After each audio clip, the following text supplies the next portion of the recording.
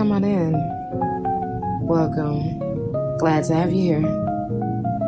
I'm Miss Cheezcake, and you are now in the Poetic Clinic. Let's chat. Come on in, have a seat, kick back, relax, and rest your feet as we dive into the mental avenues you may feel are your defeat. But at the end of the day, it's my treat to have you in my seat as we dive off into the things I like to call a mental feast.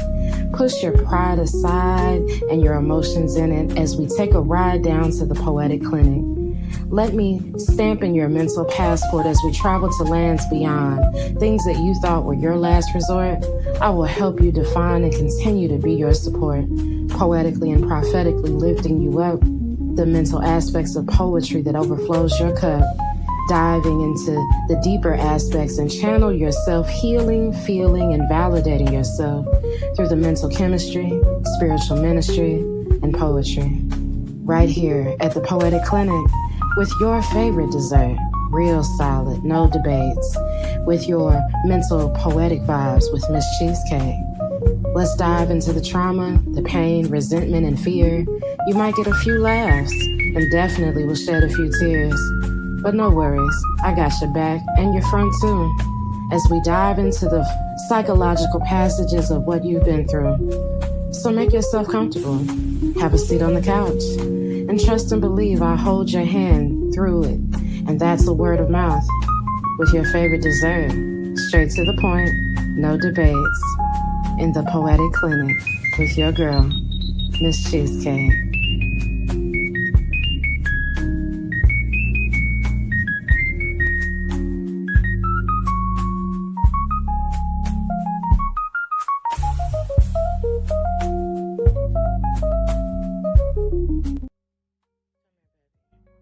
Let's make it last with all that jazz.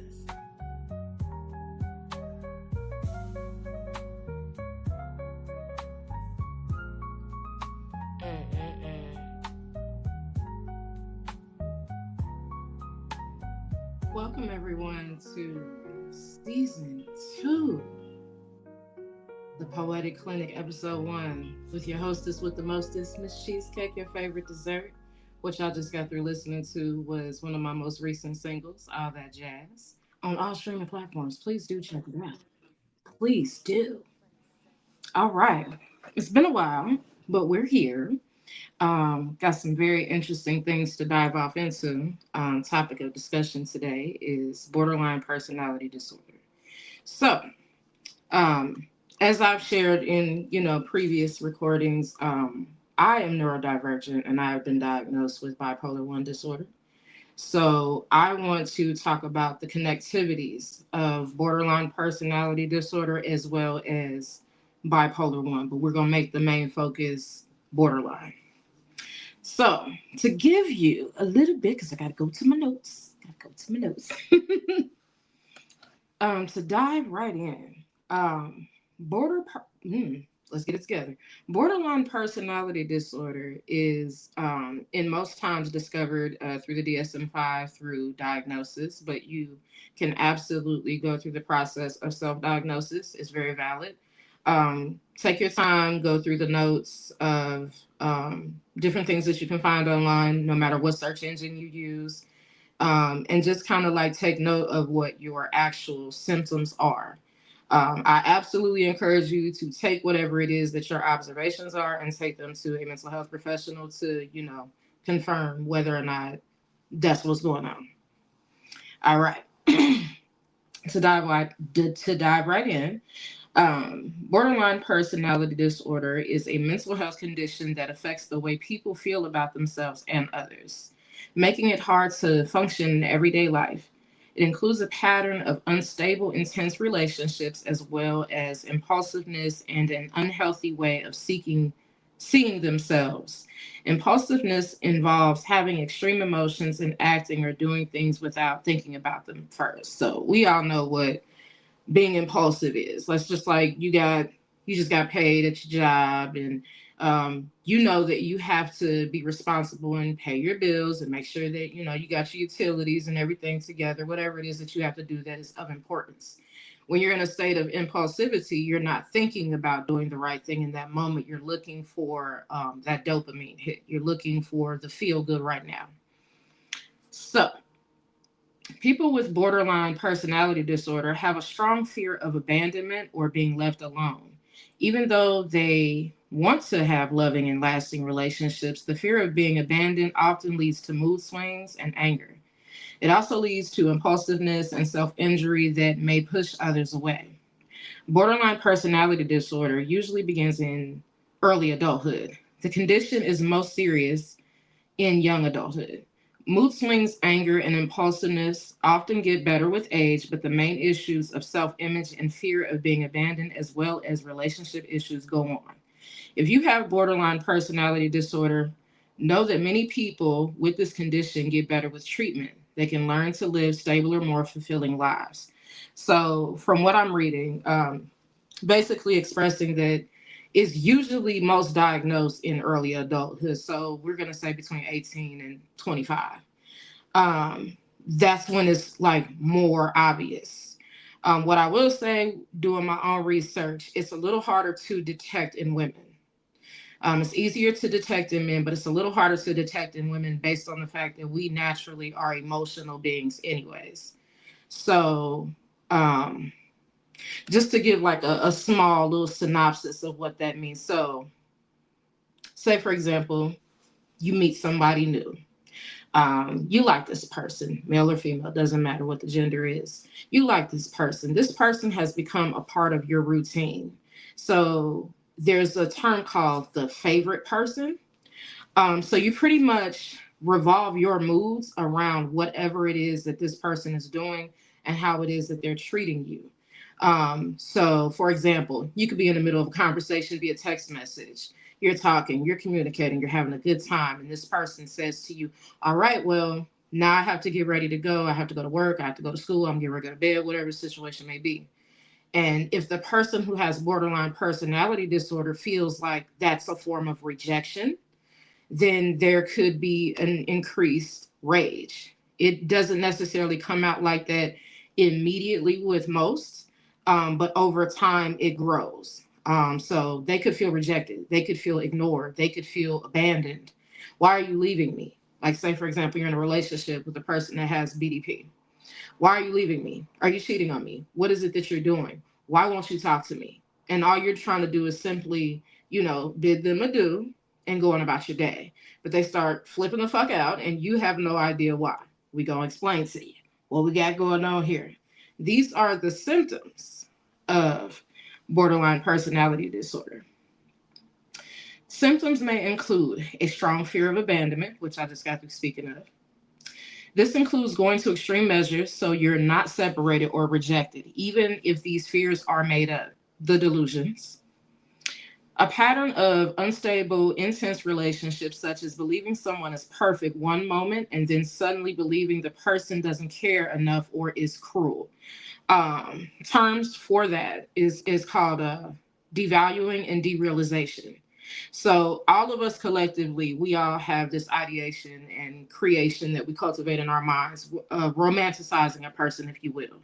Nobody's perfect. We all know this, but of course, you get into that little dreamy phase of life, and you just believe that that person is pure perfection, and then you start to realize they're not perfect, and you start picking things apart about them, judging them, and making them feel like utter shit based on the fact that that person with BDP is going through this phase in their head. We're gonna get into some more. All right. Quick changes in how you see yourself. This includes shifting goals and values as well as seeing yourself as bad or as if you don't exist. Periods of stress related paranoia and loss of contact with reality. These periods can last from a few minutes to a few hours. Impulsive and risky behaviors such as gambling, dangerous driving, unsafe sex, spending sprees, binge eating, drug misuse, or sabotaging success by suddenly quitting a good job or ending a positive relationship. And see, here go my little breakdown. That could be triggered instantaneously based on the fact that in that moment, they don't feel like they're being admired enough. Okay. Um, threats of suicide or self-injury, often in response to fears of separation or rejection, wide mood swings that last from a few hours to a few days. These mood swings can include periods of being super happy, irritable or anxious, or feeling shame. Ongoing feelings of emptiness, inappropriate, strong anger, such as losing your temper, often being sarcastic or bitter or physically fighting. So, I want y'all to know that BPD, people that actually have borderline personality disorder, are not bad people. It is not a situation to where these people had, just woke up one day and just said, you know what, I'm just going to cause pure chaos. It's not that. This is honestly trauma rooted, and we're going to get into that a little bit more.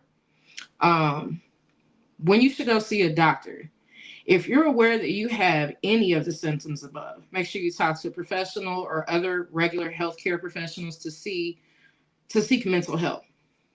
If you have thoughts about suicide, call 911 or your local emergency number right away. Contact the suicide hotline in the US. Call or text 988.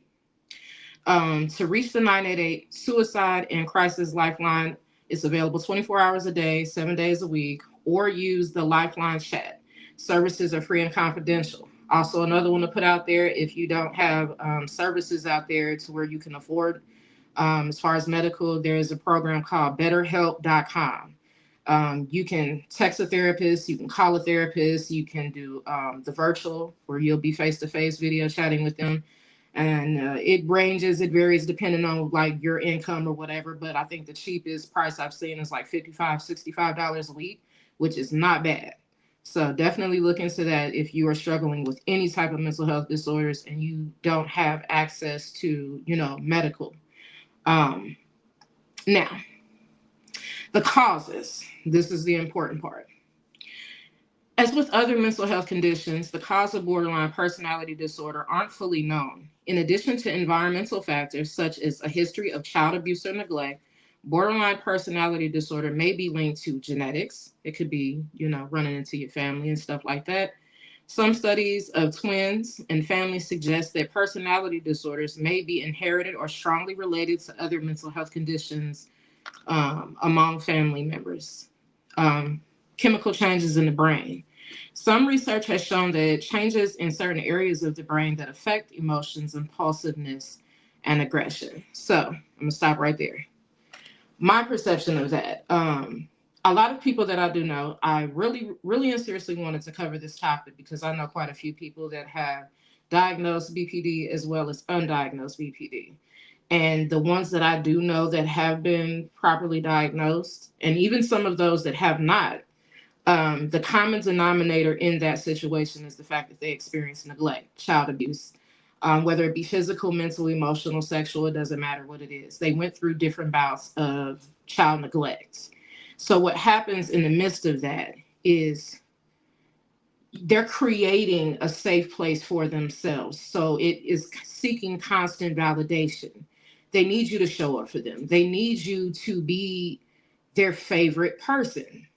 Now, in the beginning, initially, especially in the romantic relationships, it seems sweet. Like, okay, I'm their safe person.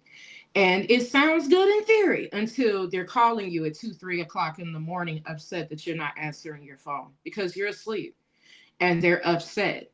And then by the time you wake up, there's a bunch of voicemails, there's a bunch of text messages. They've probably been by your house and they're crying and they're distraught and leaving you videos of them sad and upset. And to you, it's like they're in a very bad place mentally. They might even go as far as, expressing to you vocally, even if they're not in your face, that they are thinking of unaliving themselves. And it literally puts you in a space of guilt.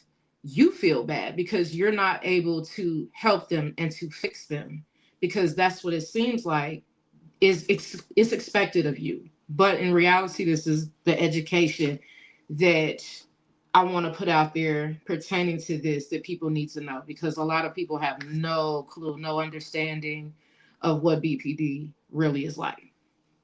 So, um, the complications. Borderline personality disorder can damage many areas of your life, It can negatively affect close relationships, jobs, schools, social activities, and how you see yourself. This can result in repeated job changes or losses, not finishing an education, multiple legal issues such as jail time, conflict filled relationships, marital stress, or divorce, injuring yourself, such as cutting, burning, and frequent stays in the hospital, whether that be for medicinal or mental. Abusive relationships, that could be mental, physically, emotionally, financially, spiritually. Unplanned pregnancies, sexually transmitted infections, motor vehicle accidents, and physical fights due to impulsive and risky behavior. Attempted suicide or death due to suicide. Now, also to add on to that, you could have other mental health conditions. There are comorbidities that come with this, like depression, alcohol or substance misuse, anxiety disorders, eating disorders, bipolar disorders, PTSD, ADHD, and other personality disorders. So, when it comes to personality disorders, BPD or borderline personality disorder falls in the cluster B of personality disorders. And we're going to get into that here in a second. But, to give you a visual, just based off of the things that I just got through stating, to give you kind of an example, we have a video and we're going to go right to it.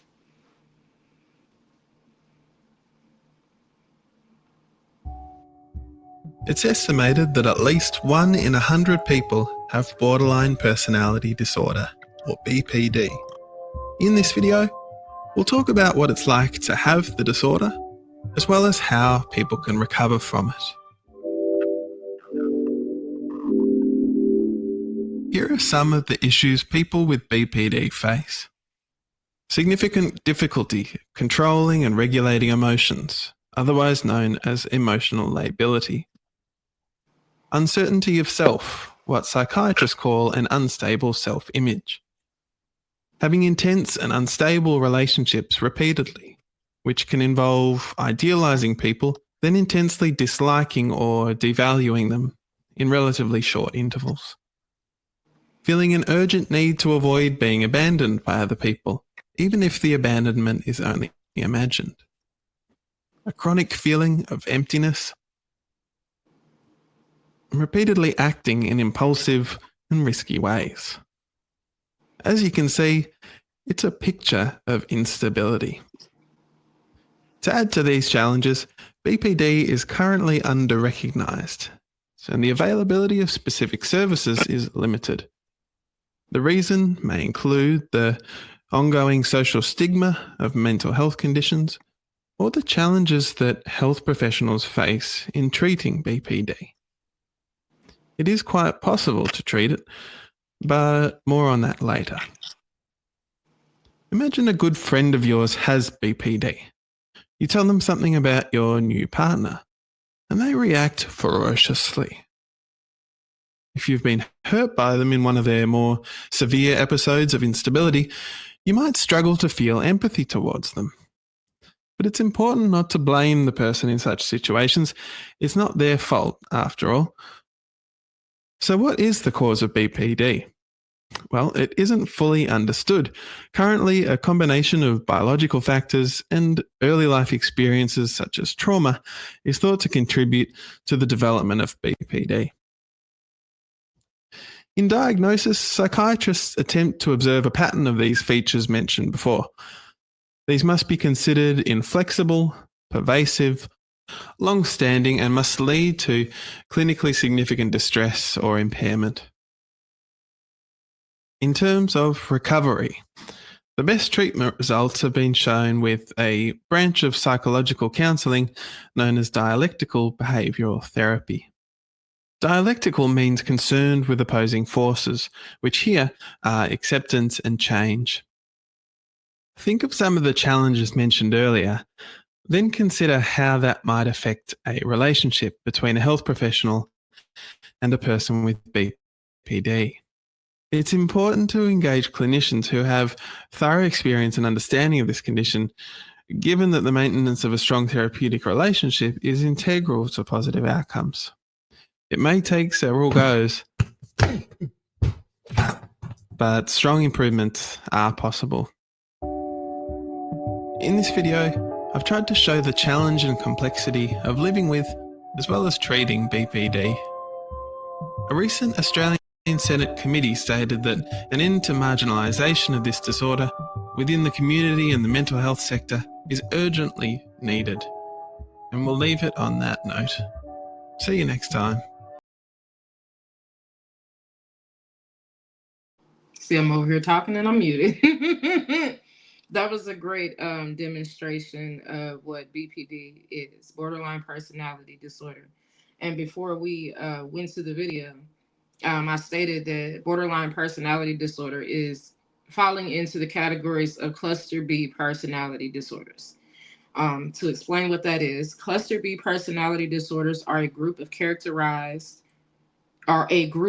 characterized by dramatic emotional or erratic thinking and behavior. The four disorders in this cluster are antisocial, borderline, histrionic, and narcissistic personality disorder. Now, y'all know I love to talk about narcissism, and all four of these personality disorders, all three, minus NPD, which is narcissistic personality disorder, it has some traits. So, common symptoms include impulsivity, manipulative behavior, instability in relationships and emotions, a constant need for attention, and a lack of empathy. Treatment often includes psychotherapy, such as DBT therapy and cognitive behavioral therapy, to help individuals manage symptoms and improve their social functioning. So, yes, they can intermingle. Yes, they can interact with you just like normal people, but there are certain characteristics that kind of make them stand out a little bit more eccentric, if you will. They kind of have like the God complex. And of course, we all have had that moment to where we're feeling good about ourselves. And, you got your hair done, your nails done, you got a haircut, you done shaved, you look good, new outfit, new shoes. Ain't nothing wrong with having confidence. But this, it kind of increases a little bit. We're going to get into it. The four cluster B personality disorders: antisocial personality disorder, a pattern of disregarding and violating the rights of others, often leading to illegal acts, manipulation, and a lack of remorse. So if you're interacting with somebody that has antisocial personality disorder, it seems like they're coming off extremely narcissistic, like flat out, you would just rule that out as a person that's flat out a narcissist. Not necessarily. Do they display the characteristics of a narcissist? Yes. But it doesn't necessarily mean 100% that they have NPD. Borderline personality disorder characterized by unstable self-image, intense mood swings, impulsivity, and unstable interpersonal relationships. Now, the two, even though those are two different personality disorders, there is a difference majorly. So with antisocial personality disorder, like I said, it's a situation to where these people have, the personality of using others to gain what it is that they need. It's not really to build or correlate close relationships with anyone. With a person that has borderline personality disorder, it's the opposite. All they want to do is be able to cultivate very close relationships, but it's to the point that it's smothering. It's unhealthy, and they'll pretty much go against your boundaries too, but not necessarily in a way that's malicious. It's not intended to be malicious, I'll put it that way. But with somebody that is undiagnosed, or even if they are, if you are not properly educated on it, you would automatically assume that this person is being narcissistic. Not necessarily the case at all. Histrionic personality disorder involves excessive emotionality and a constant need for attention, often leading to dramatic and selective, whoa, hold on, let me go back. Often leading to dramatic and seductive behavior as well as emotional outbursts. So this person could also kind of falls in the same categorization, because it's all cluster B, as BPD. So with BPD, you want close connection, you want that emotional connectivity, but it's almost to the point. So like I said, it's smothering. With histrionic, it is I'm going to get your attention one way or another. And if I don't get your attention in the ways that I'm wanting to, they use sex as a weapon to kind of gauge you and pull you in, their looks, to kind of manipulate you. And when you're not in a situation to where you're giving and feeding into that, they cry, guilt trip you. Oh, it's your fault. You hurt my feelings. Oh my God, you've done XYZ to me. And is it intended 100% to be malicious? Not necessarily, because this is how these individuals with these cluster B personality disorders are communicating. Some of it is taught, some of it is genetic, and some of it is environmental based on the fact that they've already used these tactics to get what it is that they want and need in the moment, and it's worked for them prior. So if you're unaware, you don't have you have an untrained eye and ear to these things, it's easy to get sucked into it. And then, of course, narcissistic personality disorder, we know what those are. Defined by grandiosity, fantasies of unlimited success, of power, a sense of entitlement, and a lack of empathy. Key characteristics of cluster B disorders: dramatic and emotional behavior. These disorders often manifest as highly expressive, theatrical, or intense emotional states that can change rapidly. Impulsivity. Individuals with cluster B disorders may act on urges without considering the consequences, which can lead to risky behaviors or relationship problems. As far as interpersonal difficulties, these there are often challenges in maintaining stable, healthy relationships due to manipulative behaviors, emotional dysregulation, and a lack of empathy. So it's not, again, that these people don't want to have healthy relationships. They don't know how to correlate them with what is considered norm. They have to use people in certain ways in order to get what it is that they need, want, and desire, because in youth, there's this thing called arrested development. We all go through life, we grow up, we have our childhood, no matter how good or bad it was. If you find yourself as an adult still kind of behaving in the ways that you would as a child, even though it might not seem necessarily childlike, you use these behaviors as a manipulation tactic, it is called arrested development. So where you're stuck emotionally, you're emotionally stunted. So you could be 35, 40 years old and still mentally be 12, not intellectually, but emotionally. Um, Manipulative tendencies that are used in this process are lying, deceit, and other manipulative behaviors that can be present as individuals seek to gain personal gain or control. Um, and this is common, um, not just these four cluster B personality disorders, but in relationships in general. Instead of focusing on building, nurturing healthy relationship dynamics, it's a constant situation of push and pull. I'm going to do this to gain control over you. That is manipulation, flat out. If you're dealing with that type of situation, definitely seek counsel so you can get a professional perspective, as well as having a healthy circle around you to make sure that you're not tripping. There's nothing wrong with confiding in people about your experience, because a lot of people don't even know what it is that they're experiencing when it comes to these relationship dynamics with people that do have mental health disorders. Um, the treatment approaches: psychotherapy. Psychotherapies like dialectal behavior therapy, or DBT, and cognitive behavioral therapy, which is CBT, are commonly used to help individuals develop coping skills, manage intense emotions, and improve social functioning. I absolutely go, ooh, I pushed the wrong button. I go to CBT for my bipolar disorder. And I've been doing that for about, 5 or 6 years now.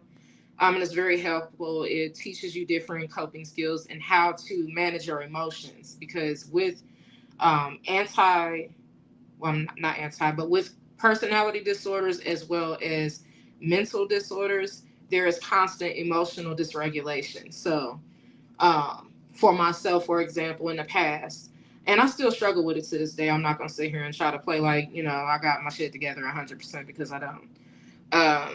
I struggle with emotional dysregulation. So something could set me off, and I could immediately want to physically interject myself in a situation to where I wanted to fight. I don't do that at this point, number one, because I done got old, baby. My knees is bad.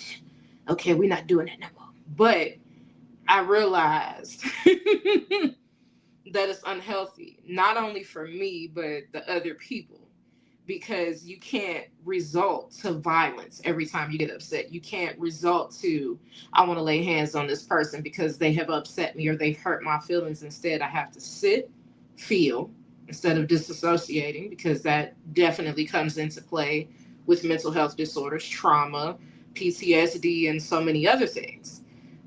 You have to literally feel it in order to heal it, and you have to be able to process your emotions in the midst of you being in a state of chaos.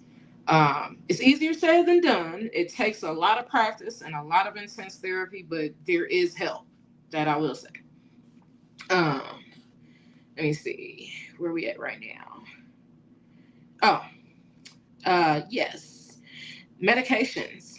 While not a primary treatment for the disorder itself, medication may be used to address co-occurring mental health issues such as depression or anxiety. So there is no medication really and seriously that is directly linked to fixing BPD.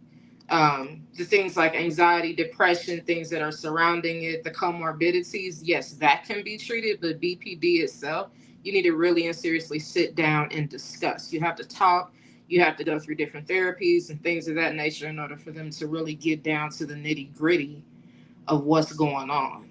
And then long-term management, cluster B disorders are chronic conditions. Those symptoms can become less pronounced with age or as individuals learn to manage their conditions. So, with that, that was a great breakdown. But to give it a more raw, uncut feel of what this mental disorder is, it is actually considered and classified as one of the worst personality disorders to have, next to narcissistic personality disorder. With narcissism is a situation to where basically a person is stuck in arrested development. And they use people as pawns and things of that nature. So there's really no because it's like a spectrum. We're going to put it like that. It's like a spectrum. Each narcissistic person does not necessarily have the incentive to hurt you. But the way that they come off and the way it's perceived, it hurts you. The malignant narcissist, I believe, is the worst one because those are the ones that are, potential unalivers out here. But when it comes to BPD, it correlates the same, but it's different because they require an emotional connectivity. They need that connection because they might have been neglected by their mother, their father, their aunt. It could have been a kid at school that repetitively hurt them, something that was continuously traumatizing them. And they want to be able to build that close connection with you, but it becomes so unhealthy that they're smothering you. They want to be a part of your day, doing any and everything with you. They're calling you, they're texting you. You could be taking a nap. Whatever it is that you're doing. They have to be a part of your life. And when they don't feel like they're a part of your life in the ways that they need to be able to, then it becomes a problem. And it can get a little chaotic. Now, we're getting ready to go to a commercial break. Y'all check it out.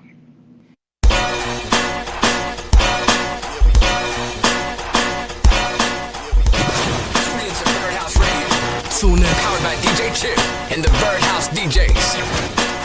Featuring Birdhouse artists such as Candyman Raw, Rican Worldwide, and Silhouettes. Follow the Birdhouse on Clubhouse and online. Or y'all follow at the Birdhouse website. Chili chill on the grill, come do what you do. We wildin' in the Birdhouse, who's next to the queue? We wildin' in the Birdhouse, yo, we always wildin'. We wildin' in the Birdhouse, yo, we always wildin'. Chili chill on the grill, come do what you do. We wildin' in the Birdhouse, who's next to the queue? We wildin' in the Birdhouse, yo, we always wildin'. We wildin' in the Birdhouse, yo, we always wildin'. It's your boy Bo, chillin' with the Bird Gang, and your boy Chili Chill do the damn thing.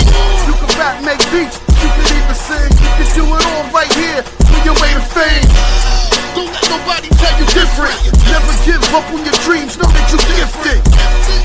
You are what the game's missing. Bring everybody in here, come take a listen. The birdhouse is on a mission. Good vibes only, so chill with the sneak dissing. If you independent, throw it up. Chilly chill, keep it real, that's what's up.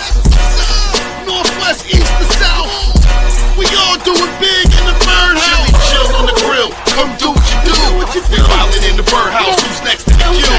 We wildin' in the birdhouse, yo, we always wildin'. We wildin' in the birdhouse, yo, we always wildin'. Chilly chill on the grill, come do what you do. We wildin' in the birdhouse, who's next to the queue? We wildin' in the birdhouse, yo, we always wildin'. We wildin' in the birdhouse, yo, we always wildin'. What a bird game! You know we always keeping you lit in the birdhouse.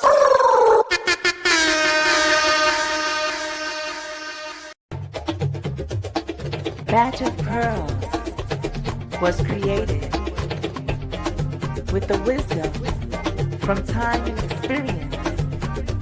Like a pearl, takes years to form. It comes from the constant effort and time an oyster puts into changing something painful into a beautiful and bearable outcome.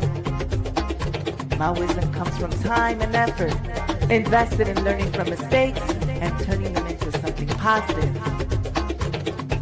Pearls teach us to use unavoidable pain to gain insight and create beauty. I'm Dr. Poetry. When the moon is in the 7th house and Jupiter aligns with Mars, then peace will guide the planets and love will steer the stars. This is the dawning of the age of Aquarius. Harmony and understanding, sympathy and trust abounding. No more falsehoods and divisions. Golden living dreams of visions. Mystic crystal revelation in the mind's true liberation. That is the age of Aquarius. Agua fluye, amor nos une, I'm Dr. Poetry. Luz intensa, esperanza. Welcome to the age of Aquarius, where not only water flows, but most of all knowledge flows. We have no other option but to grow. The mind expands, love unites us, and our desires to challenge those ancient lies willingly grows. New ideas shine brightly, and it doesn't always look pretty. But hope is reborn, firm and extensive. All social constructs and false narratives are elegantly torn, diligently in this era of change and freedom. Change and freedom. The age of Aquarius. I'm Dr. Poetry. Feels like my conscience is free. Like knowledge just flows in the current. Well, thank you, producer, for rolling that beautiful bean footage. Shout out to DJ Chili Chill and the Birdhouse family. As well as shout out to badgerpearls.com. If y'all need some merchandise, y'all see what's going on. Y'all see the vibes. Make sure y'all shop. Yes. Now, as we were on break, I brought up some more of my notes pertaining to, doing the connectivity. So I have this thing to better explain it to everyone. I'm neurodivergent. I have ADHD, and I have bipolar 1 disorder and a host of other things too. So being neurodivergent, we have a tendency to like to make different connectivities to things because it usually is. So it's like a spider web effect, if you will. So I might start off with a conversation, which is the main subject, which is BPD, and find different connectivities to how it is cultivated all together, which is exactly what I'm getting ready to show y'all right now. So due to the fact that I have bipolar 1 disorder, I wanted to learn more about mental health anyways. I've always been interested in psychology. No, I'm not a mental health professional or anything of the sort. But I have a lot of knowledge when it comes to learning about these things. I love to read. So the connectivity with bipolar disorder and BPD There are quite a few connectivities, but there are a few things that are opposition to that, and we're going to get into it. So, bipolar disorder and borderline personality disorder are distinct mental health conditions. Though they share some overlapping symptoms, the key difference lies in the type of disorder. Bipolar disorder is a mood disorder, so it's not necessarily my persona, it is not all of me. I'm able to detect when I'm in Zen mode and versus me actually going through a bipolar episode. Okay. And then while BPD is a personality disorder, bipolar disorder involves distinct episodes of mania or depression. Um, Mania is when you're going through that feeling of euphoria or, you just feel good. It's a great feeling. You're full of energy. You're just, all of that. How I can tell I'm going through a manic episode is I'm very bubbly. I talk very fast. Y'all might be able to pick up on that right now because I am kind of chatty Cathy right now a little bit. Plus, I've had caffeine. And hold on, where was I? Yes, then it's a switch. So if I'm feeling like super manic, I'm having a great day. It's like the God complex, if you will. I know not too long afterwards, I'm going to go through a state of depression, right? While BPD is characterized by more rapid reactive mood swings, often triggered by interpersonal stressors, here are some more detailed breakdowns. Give me 1 second. Yes. Okay. Y'all give me 1 second. Technical difficulties. Don't even worry about it though. We moving. We rocking and rolling. Don't even worry about it. All right. So, the mood. Okay, the mood episodes when it comes to bipolar is characterized by distinct episodes of mania, periods of high energy, euphoria, and impulsivity, and depression, periods of sadness, loss of interest, and fatigue. I want y'all to know that depression doesn't always show up like that. I could be having a great day. Like today's kind of been all over the place. The reason why I'm so energized right now, caffeine is my best friend. It's my dopamine hit for the day, okay? But before that, I was kind of in a slow motion type of mood. I wasn't necessarily like so depressed and sad and just going through this different emotion, but at the same time, I wasn't in the greatest mood. I'm gonna be honest with y'all. So it doesn't always show up as tears and putting your face in a pillow and oh my God, let me bed rot. It could just be that you slow mo, you sluggish, and you just don't really feel like doing shit. And that's okay too, but make sure if you do have the diagnosis of depression to absolutely not, I'm not going to sit here and say, how I want to put this. I got to choose my words wisely. Okay. If you have been diagnosed with depression, absolutely go get the help you need. Okay. Yes, there are prescription medications that you can get.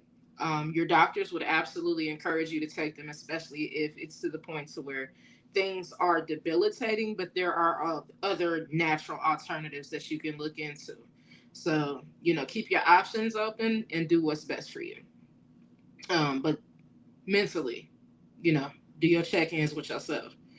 Um, So, the episode durations. These episodes typically last for weeks or months through rapid cycling. So, I can go from having 2 weeks of being, holy shit, I feel great, to 2 to 3 weeks of, I don't want to do anything. And it's not in my control. It is literally a situation to where I will wake up feeling like ultimate shit, or I'm going to feel like God. It's one or the other. And this is where the medication comes into play because, again, it's a mood disorder. So the medication comes into play to kind of like give you that even playing field to where you can actually like be functionable. But then the comorbidities, if you have those, it can have, the bouncing ball effect. It's back and forth. Okay. Triggers. This is still bipolar disorder, guys. Mood changes in bipolar disorder can occur without a clear external trigger. Could be anything. The wind blowed, somebody rung the doorbell, the dog barked, who knows. Self-image. During manic episodes, individuals with bipolar disorder may experience inflated self-esteem and grandiosity, which is not typical of BPD. Like I said, it's kind of like having a God complex. Um, the treatment for bipolar disorder is primarily treated with medications such as mood stabilizers and antipsychotics, along with therapy. And then getting over into BPD. As far as the mood changes, BPD involves more frequent and rapid mood swings, often triggered by interpersonal events or perceived rejection.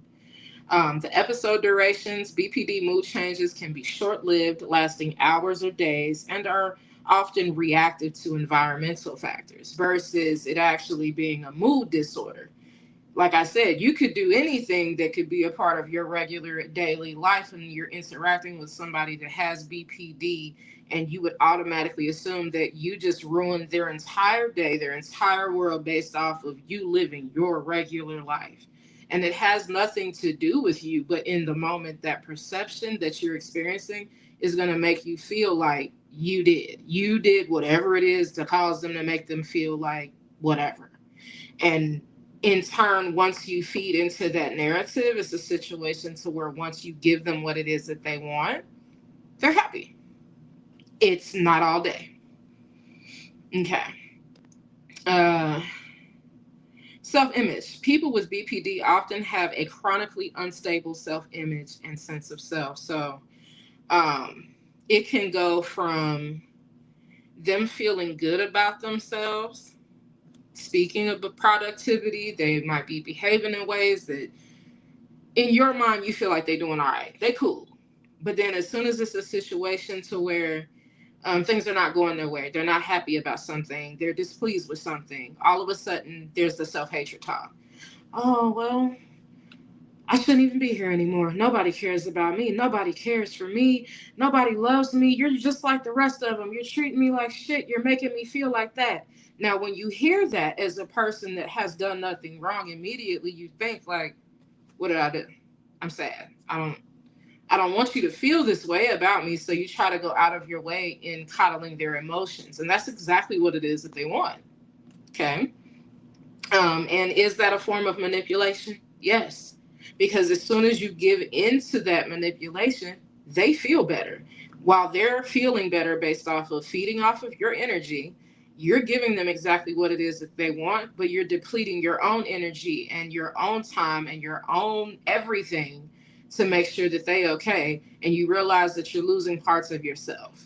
It's very stressful. I'm not going to sit here and say that people that have BPD cannot have relationships, but based on the things that I've just read, it's kind of difficult. You really have to have the patience level of God. And I'm not making fun of nobody, so I laugh at everything, okay? So don't feel bad. I'm not trying to make nobody uncomfortable about having BPD. I want you to know I understand and I empathize with your struggle, but at the same time, these people that have BPD will tell you the same thing. People that have patience with people that have BPD have the patience of God, really and seriously. Okay. The relationship patterns. BPD is marked by intense and unstable relationships, often characterized by splitting, viewing people as either all good or all bad. There is no gray area, it's black and white. You're either being great to this person this day or you're just fucked. And it's up to you. This is the thing. It's literally up to you, and whatever it is in your decision making, your communication, however it is how they perceive you. But you can't necessarily allow their perception of you to dictate how you feel about yourself. Because that's manipulation at the end of the day. That's gaslighting at the end of the day. And it literally is traumatizing to your nervous system, which will absolutely cause you to be emotionally dysregulated. And once you react, they have split. Now, BPD splitting. So, like I said, it's a black and white thing. There is no gray area. You're either all good or you're all bad. If you told them at 3 p.m. that you're going to call them and you don't call them at 3 p.m., They're stalking your social media. They are blowing up your phone. They are pulling up to your house. Whatever it is that they have to do to get your attention in that moment, they're going to do everything in their power. And by the time they show up, based on the fact that you haven't, communicated with them in the ways that they need you to, they're snapping off the deep end. That is the split. And they'll cry, like the symptoms have said. They'll cry, they'll be angry, they'll yell at you, they might break things, they might try to physically harm you, they'll physically harm themselves. How I know, I've seen it happen. Head banging, unaliving attempts.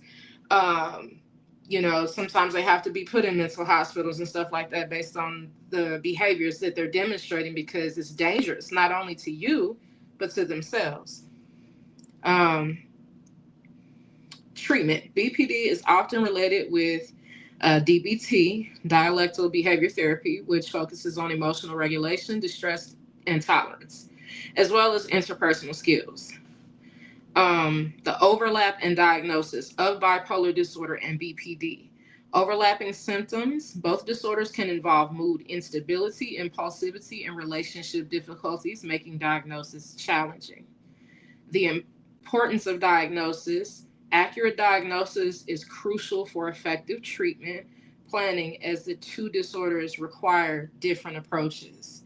So even though there are some overlapping comorbidities, they're not quite 100% the same, but they do kind of coincide with each other, which makes it a little bit difficult. And like I read a lot about this. This is what I do all day long.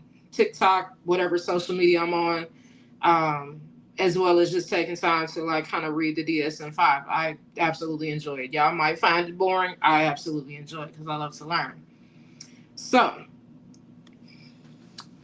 I actually wrote a piece about this, not necessarily this mental disorder, but what it's like to actually experience or be in the process of dealing with mental health disorders. So let's go ahead and get into that. Roll that beautiful bean food.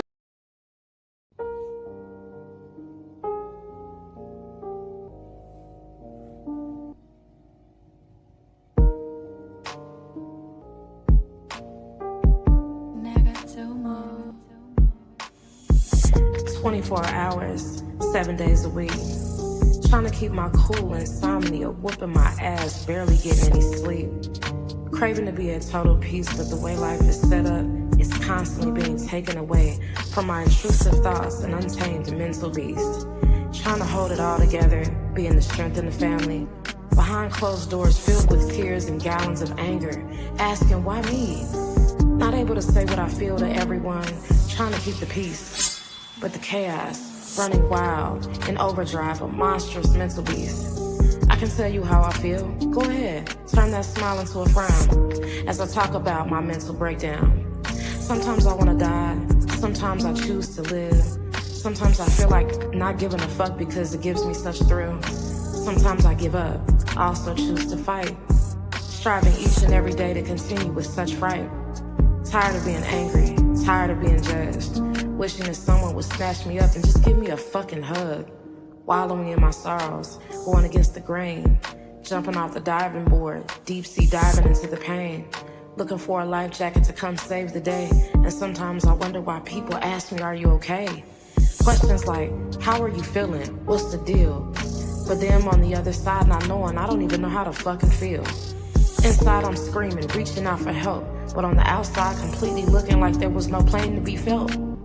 Struggling with my mental, spiritually expressing grief to open my mouth and express what comes to mind would have you in total disbelief. I wish I could share my internal struggles with the world, but the really fucked up part is that it all gets measured up to me just being a girl. Just a woman who's emotional, filled with trauma and pain, unresolved, being told that the world definitely does not revolve, and I repeat, does not revolve around me, but internally reaching into the depths of me. I've never even felt seen, heard, understood, fully nurtured and loved by others as I pour into me. But that pretty much sums it up. Sounds like I'm broken mentally. Sounds like I'm just here to beg and plead, attention seeking, the last of a dying breed. Just a woman, just a girl looking for attention from the world, drowning in her sorrows. Spin around and let that pretty dress twirl, holding it all inside. But in this moment I do share as a woman, we all have our crosses to bear and our little dresses to wear. So give your pain that sound. Don't let it be silent, not lost in the sauce. Let it be found. It's okay to talk about your truth and these mental breakdowns. I'm Miss Cheezcake.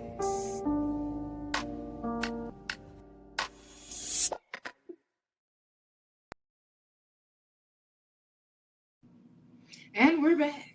Thank you, producer, for that lovely, beautiful baby footage. Um, that piece is called Mental Breakdown, written by yours truly. Um, Dealing with different mental health disorders, being neurodivergent, and then living in a world and society to where, number one, it's already, pretty much cultivated for you to kind of stand out based on your differences, and then how you struggle with your interactions with the world. It makes it very difficult. So I wanted to kind of, connect to that place to where I could get people to understand what it's like in the process of having mental breakdowns. And like I said, I didn't write a piece for borderline personality disorder, but just based off those descriptions and based off of conversations that I've had with people that do have BPD, they connected 100% with that. Um, it's near and dear to me, like I said, because I know people, I have interpersonal relationships with people that have BPD, and they're so misunderstood and they're constantly misjudged, misdiagnosed. It's constantly a situation to where, just based off of the symptoms that are listed, that, they're just going to automatically come into your life to use you. In reality, to be totally honest with you, people that have borderline personality disorder just want to be seen and heard. They want to experience the world just like you, but it comes off different for them because their sensitivity levels are increased. They're constantly in a state of hypervigilance. And again, with borderline personality disorder, like they stated, it's a situation to where you can't really 100% pinpoint where it's coming from, because it could be genetic, but it's very much so environmental. And the majority of the people that I do know that have BPD have experienced extensive trauma. Now, here's a interesting fact here and a connectivity to bipolar disorder as well as BPD. Any and everybody that has bipolar 1 or 2 has a 10% chance of having comorbidities of BPD. I have read through a lot of the symptoms and stuff that are displayed for BPD, and I absolutely resonate with a lot of them. I'm super sensitive to certain things. I'll go through that moment, especially like if I'm extremely triggered and emotionally dysregulated to the point that medication is not helping, um, that I have to, like lash out. I'm literally experiencing myself going through a split. Like I'm not in tune with reality. And there have been times to where I've got in trouble with the law. Like a lot of my youth I spent in and out of jail. Like I was the youngest person in the probation department at 11 years old. Like what? I'm in there going to, drop. For those that, I've been on papers before, y'all know what that means. Going to drop, and I'm not doing anything. I'm the youngest person in the probation department, and the other teens are looking at me like I'm crazy. Like, why are you here? You look so innocent. Looks can be deceiving. um, but from my experience, as well as like some of the notes that I've come across on like Reddit and other different websites, as well as intermingling with people, because I'm in a lot of different groups and stuff, and I talk to different people about their mental health disorders as well as my own. The experience is that majority of people that have BPD have went through extensive trauma, and it's ridiculous. Um, Yes. So please, I absolutely encourage all of you um, to go seek counsel. Go seek counsel. Absolutely talk to a mental health professional. If it is a situation to where you can't afford a mental health professional, I absolutely encourage you to find some place to where you can actually be able to vent safely. If it's not a mental health professional, you have betterhelp.com. You have all these different things, different platforms and stuff that you can get on. Join a group. You know what I'm saying? Join a group. Get around like-minded people that, are working towards their goal of actually trying to get in a better space when it comes to their mental health. Actually, we're getting ready to transition into another piece by the lovely Dr. Poetry herself that ties into this topic. Let's go. Most of the time, I try to remain in peace. I'm reminded that we are all children of the universe and we have a right to be here. And there are times I'm feeling very, very broken. I was in tears, my eyes were swollen, couldn't figure out my sudden development of emotions. Was it the medication? Am I running out of patience? I was questioning my own existence. My thoughts were lost and they're losing their color. My pockets are no longer filled with sunshines and rainbows. It felt like someone, something smacked my hand right off the knob as I was trying to change my own frequency. And no longer having control of managing my highs and my lows. Someone, something was striking me, hitting me below the belt. At least that's what I felt. I was reading the 0%, the torch, Economy, think like a monk. Somehow, the low vibrational waves of sadness were forcing me into a repugnant funk. Turning the volume way low as I played sensual music like Sabrina Claudio. I walked on the grass trying to recharge and I'm grounding, but this feels like drowning in quicksand. I want to tear my bachelor's degree and my master's in criminal justice, criminology, badges in the sewer, because I want to return to a time where I didn't know all that I know now, and having the chances of this psychosis where few of the side effects was whispering, I'm here to remove your intellectual character, your power. I'm hanging on to a string, contemplating if I belong or should I move on? And I move on. There's someone or something though is trying to strip me emotionally naked. And I'm off, I'm on, yet I study. I can't hear the Morse break down all the contracts and treaties. How I love to study and review with my beloved Morse. But something, someone is attempting to take away my melody, my sensuality, ability to examine pertinent information. Yet it's trying to invade my intellectuality, my quality, my state of being.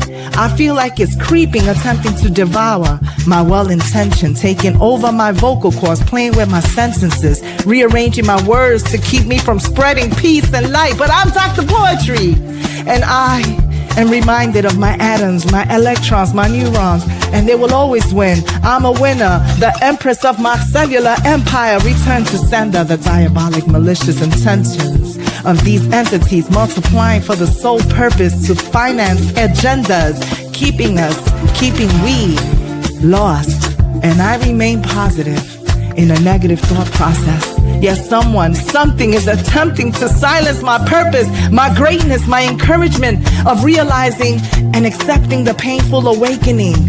I am enough. When I lack understanding of so many harsh realities, I'm reading Black Nobility.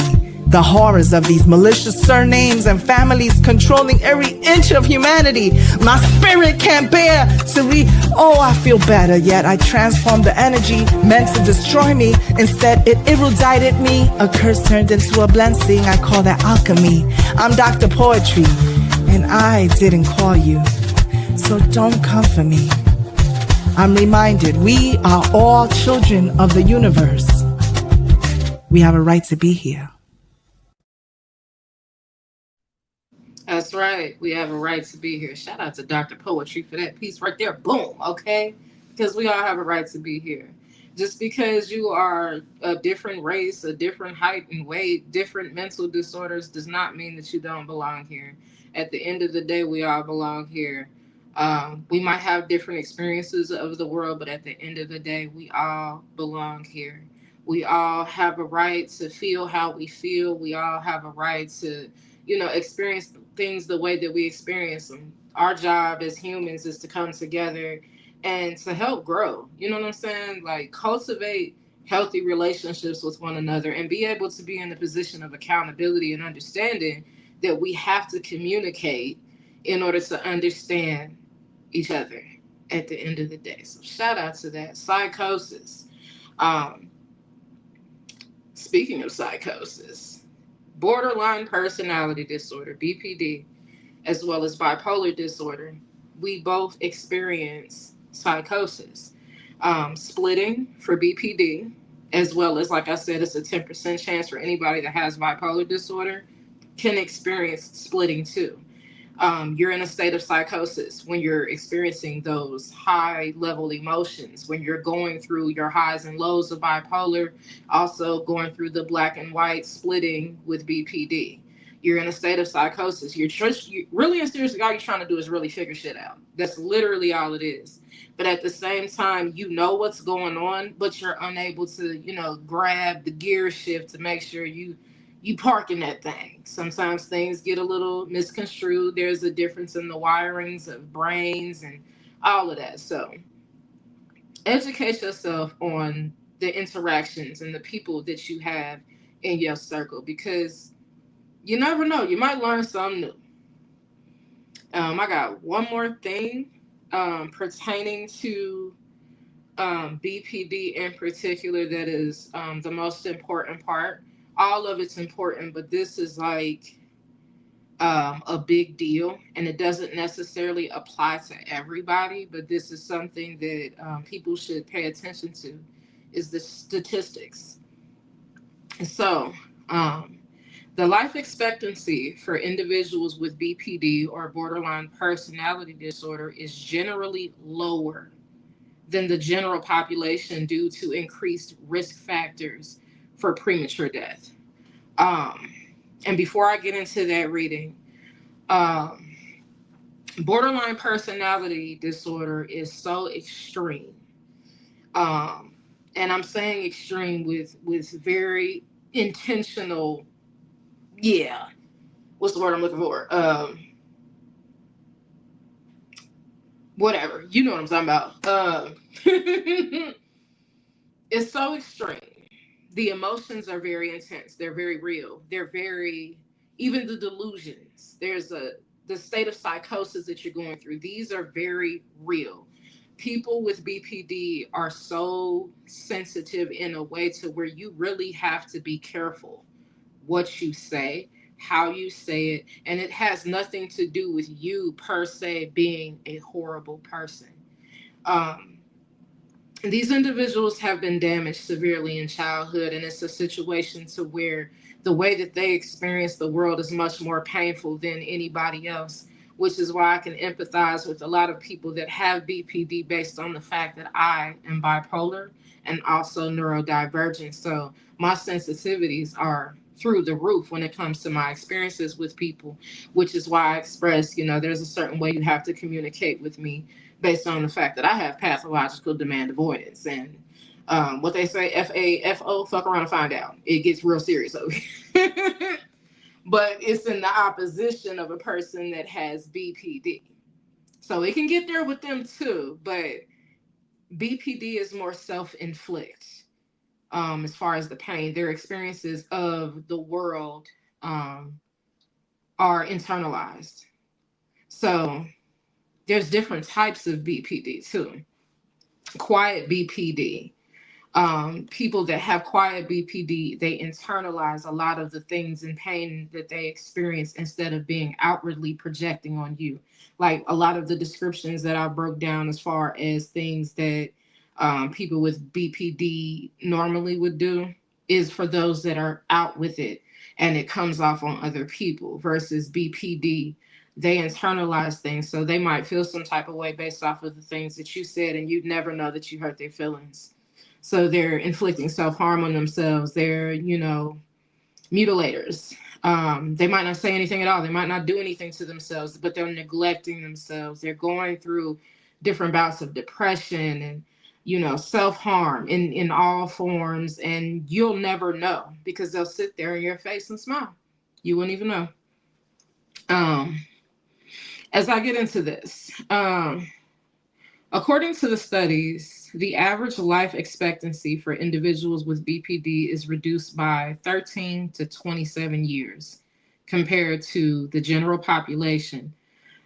This reduction is primarily attributed to increased risk of suicide. BPD is associated with a higher risk of self-harm and suicidal behaviors, which can lead to premature death.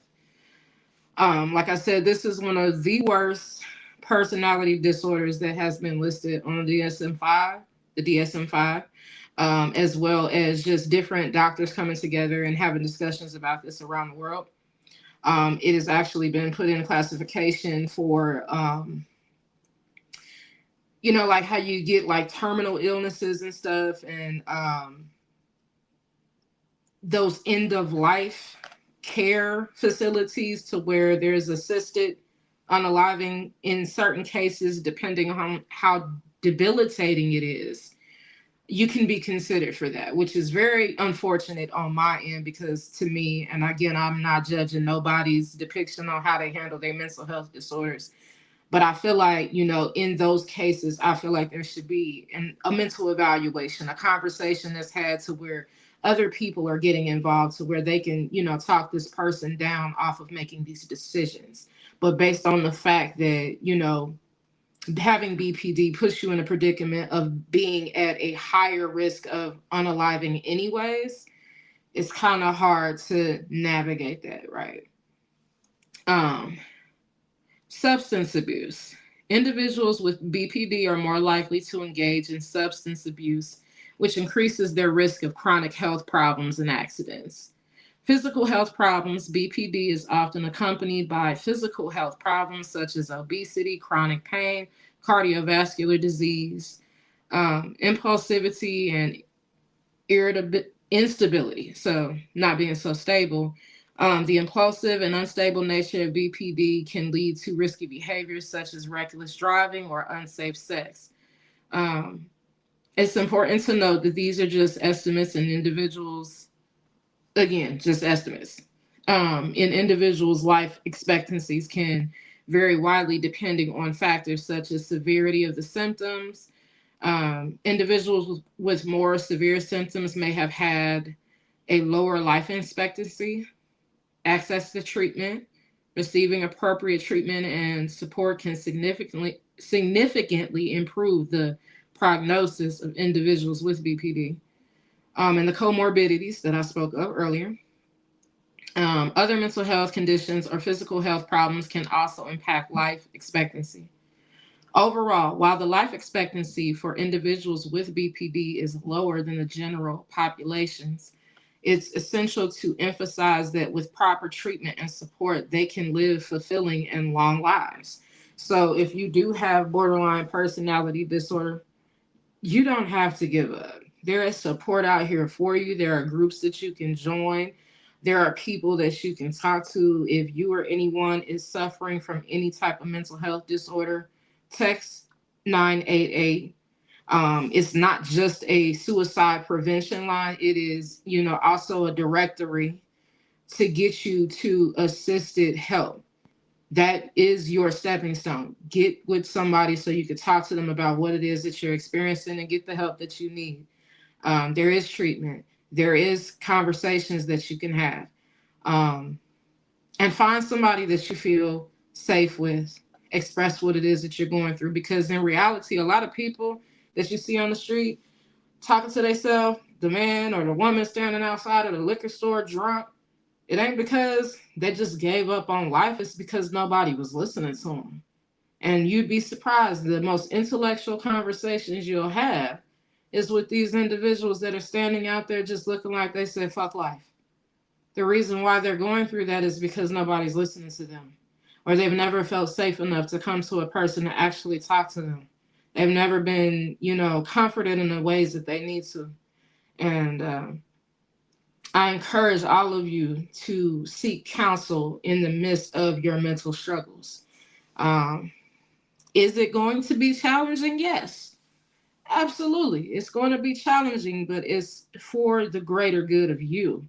Because the whole purpose of this is to water your seed and for you to grow as not just a human being, not just as a spirit, not just mentally, but physically too, because if your mental is fucked, the body follows. You start having all type of, health issues, substance abuses. You just got through hearing me read, and just complete disassociation of what actually is going on. So I absolutely encourage you, listeners out there, viewers out there, go get help. If you know somebody that has a mental health disorder, tell them to go get help. And if it's a situation to where you see that they're not going to get the mental health assistance that they need, it's not because they don't want to. There is a fear there. And you have to literally be able to assess them, and actually be a stepping stone for them, assist them. They need that help. Be the one to volunteer to go to the appointments with them. Be the one to, call in and check on them every so often. Show up. Hey, I brought you some lunch, whatever the situation may be. Be involved, because I feel like that's, important. They want to feel love too.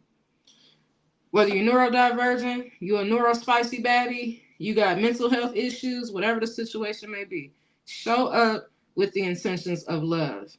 It don't always have to be associated with a romantic dynamic. The purity of your heart could save somebody's life. Let me see. Do I got anything else over here that I wanted to add into this? I'm trying to think, it was one more thing. Oh, yes. For those that are listening and watching, if you ever want to be a guest on the show, y'all see down there, there's a phone number, the website. Also, call in, text, leave a message, email. If you ever want to be a guest on the show, hit myself or anybody that is a part of the Hear Me Out Poetry crew, and we'll get back to you at our earliest convenience. Shout out to DJ Chili Chill and the Birdhouse Radio. Shout out to Hear Me Out Poetry. Shout out to Alliance Network. Shout out to everybody. And I want to say thank you for taking time to listen. This is the Poetic Clinic, Season 2, Episode 1. In closing, I'm going to go to one of my pieces. It's also on all streaming platforms. Do a little quick promo real quick.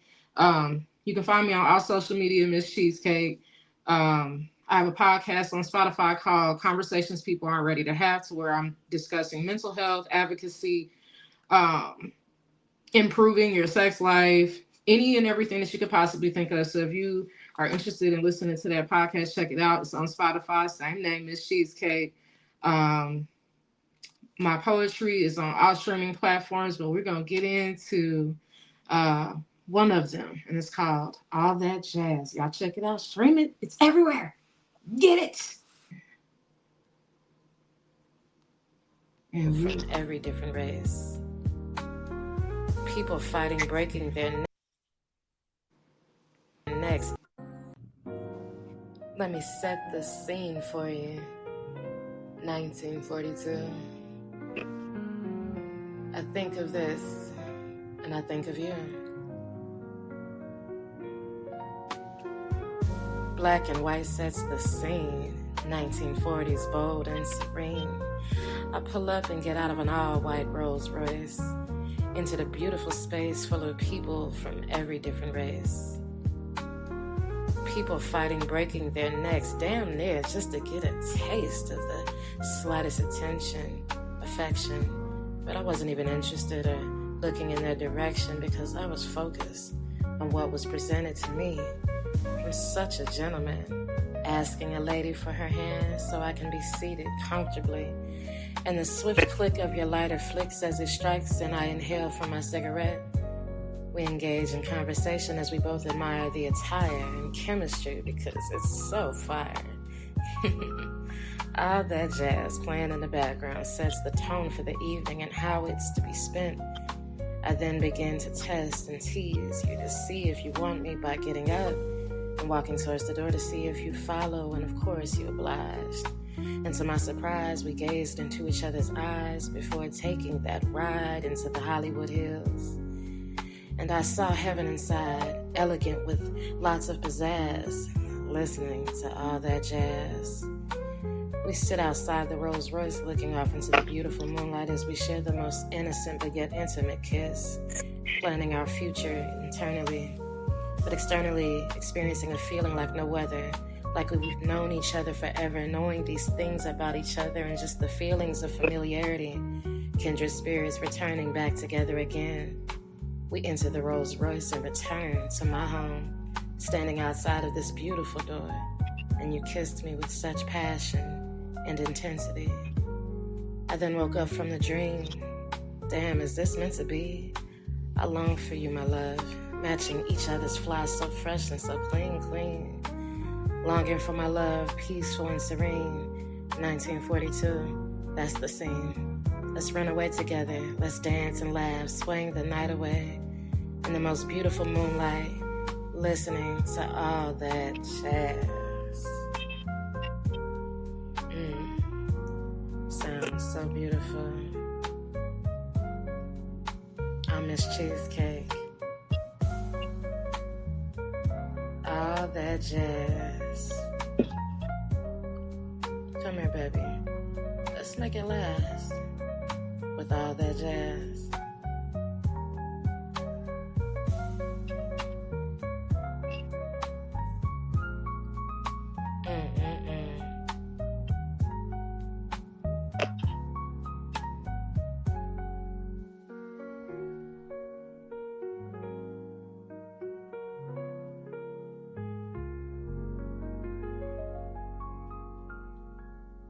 That is so beautiful. I absolutely enjoyed doing that piece right there. All that jazz on all streaming platforms.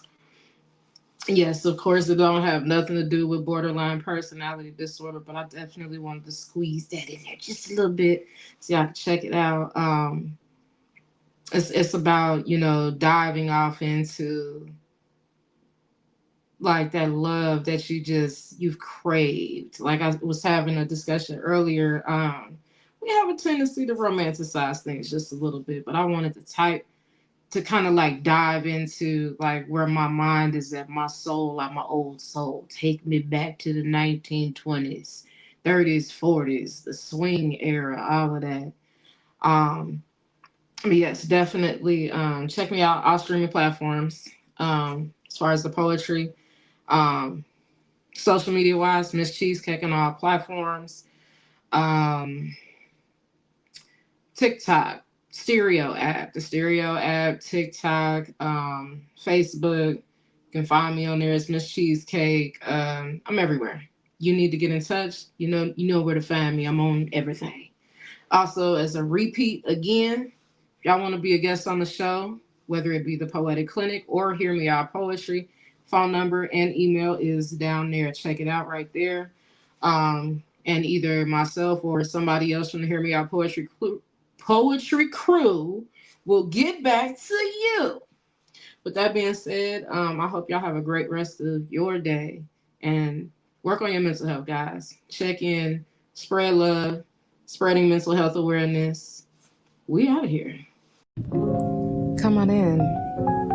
Welcome. Glad to have you here. I'm Miss Cheezcake, and you are now in the Poetic Clinic. Let's chat. Come on in, have a seat, kick back, relax, and rest your feet as we dive into the mental avenues you may feel are your defeat. But at the end of the day, it's my treat to have you in my seat as we dive off into the things I like to call a mental feast. Push your pride aside and your emotions in it as we take a ride down to the Poetic Clinic.